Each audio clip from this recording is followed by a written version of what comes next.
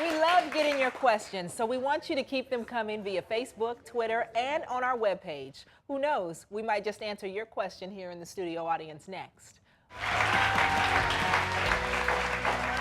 Thanks for staying tuned to the Daily Helpline. Today we are joined by licensed clinical therapist, Dr. Judy Ho. Thank you. Thanks, Judy. And our next guest is a comedian who let his anger get the best of him. Dan, welcome. Hi, how are you? Thanks for being here. Thank you for having me here. I appreciate it. So you let your anger get the best of you. What does that mean? Well, what happened was, okay, I was doing I was doing a show, and there were the audience and the performers were basically a bunch of reporters, some of them nationally well known from some national networks. And so there was one reporter kind of sitting in the back and tweeting about how terrible my comedy was, and also about how terrible all these reporters were, okay? And this was the first time that, not for me, but these people had ever been on stage doing comedy, right? And I don't know why I took exception to it, and I just went up to him and I just shoved him really hard twice.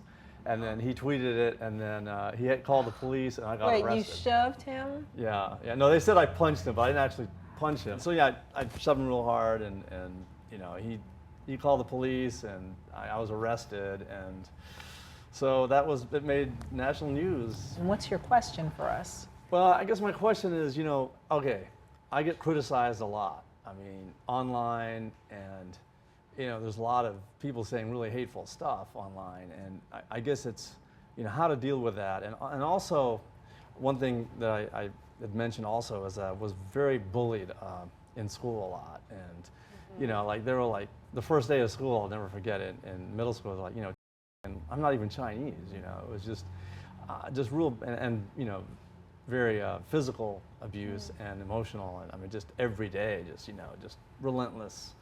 And I still have problems with that, you know, and trying to get over that, being bullied, and... How angry are you still? You know, I can be up in front of 1,000 people, and if one person says something negative, and the other 999, oh, you're so great, you're so funny, it's just that one person you remember, like, you know, you just stay away from those jokes, or you're not funny, or... It's not resonating, it's not connecting for me, and I feel like we're not getting to the heart of what's really happening. What do you guys think? Dan, I think you actually have some good insight. I mean, something that you talked about your childhood and being bullied, and that kind of feeding into things. I bet as a child you probably felt pretty out of control of that. You know, there was really nothing you could do. No, there's nothing I could do. Yeah. One of my questions for you is, do you feel like you've actually gotten to a place where you really, truly accept yourself and know that you're good inside, that you don't have to prove yourself to anybody anymore? Or do you still have questions about that? I don't think so, no. I empathize, because I think there was a message that you downloaded when you were bullied, and I just want you to, I want to know what that message is. That first day of school, what message did you take away? Well, about you. You know, that, you know, I don't look right, or I'm, you know, too nerdy, or too skinny, or the glasses, or, you know, it's just, you're just a loser, you know, and so do you feel like you're a loser? Not now, no, but then, yeah, I mean, every day, I mean, it was just torment, I mean, physical, and I mean, I lived in fear, you know, every day of going to school. But I'm not sure that you don't feel that way, because you feel the need to respond to the naysayers when they come after you online. You go back to them. Yeah, I know, and I shouldn't. It's a waste of time. I got a million other things I could be doing. With a lot of hostility. Yeah, with a lot of hostility. Let's be real about this. This isn't just, hey, right, why did you say that? This hurt my feelings. You can get pretty downright nasty and ugly and angry. I can, yeah. I can say, look, well, Dan, have you turned into what you despise? Well, the thing is, you know, are you a bully? I have not picked on anyone. Like, I help a lot of people, you know, with their comedy. Like, if someone comes to me and says, hey, Dan, you know, I admire what you're doing, and a lot of people do, you know, and I help them. You keep circumventing. Yeah. You keep going You're around. No, I'm answering the question. I'm answering the question. In that moment where you were getting handcuffed, you're getting put into a police car, you're headed off to jail. In that moment, what is going on in your mind about how far your anger has spiraled out of control, that it's landed you in that moment? It's like watching someone else, you know, like not myself, just sitting there in the... But it was you. Yeah, it was me, yeah. And it's just like, wow, you know, I can't believe I'm, you know, like 10 minutes ago I was doing great, everything was wonderful, and then all of a sudden here I am in this... And you flipped out. Yeah, I flipped out. And here You I am lost- in this police car, you know. And that's not the first time that's happened. No. This is the piece. Yeah. The piece that you continue to just glean over. Oh, it was just, well, there was some insults hurled. Oh, well, I just kind of pushed him. Oh, well, you know, I just kind of got upset. These are the issues that until you get real about these, you cannot talk about the way that they are impacting your life. And until you wake up and get real about that, nothing is going to change for you, Dan. Nothing is going to change. All right, so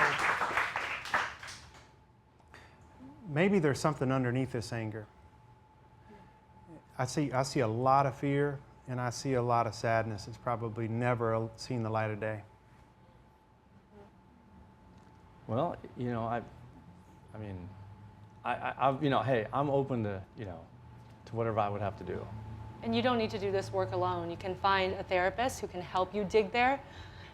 And in a similar process that we've been trying to get you to today, they can do that for you in a more prolonged period of time, you know, over weeks, months, maybe years.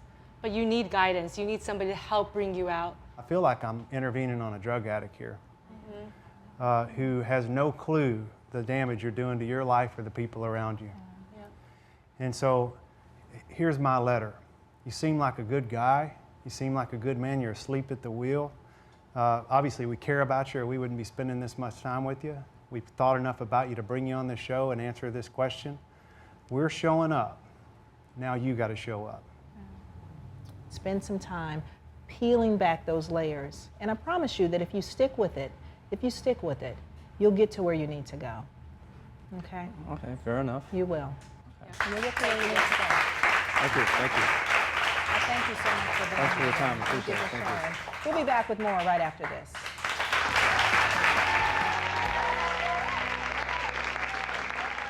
Coming up, Hi, I'm 11 years old. I get a lot of homework and it stresses me out. What should I do about it?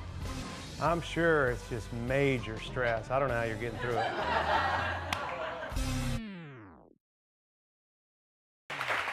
we love getting your questions, so we want you to keep them coming via Facebook, Twitter, and on our webpage. Who knows, we might just answer your question here in the studio audience next.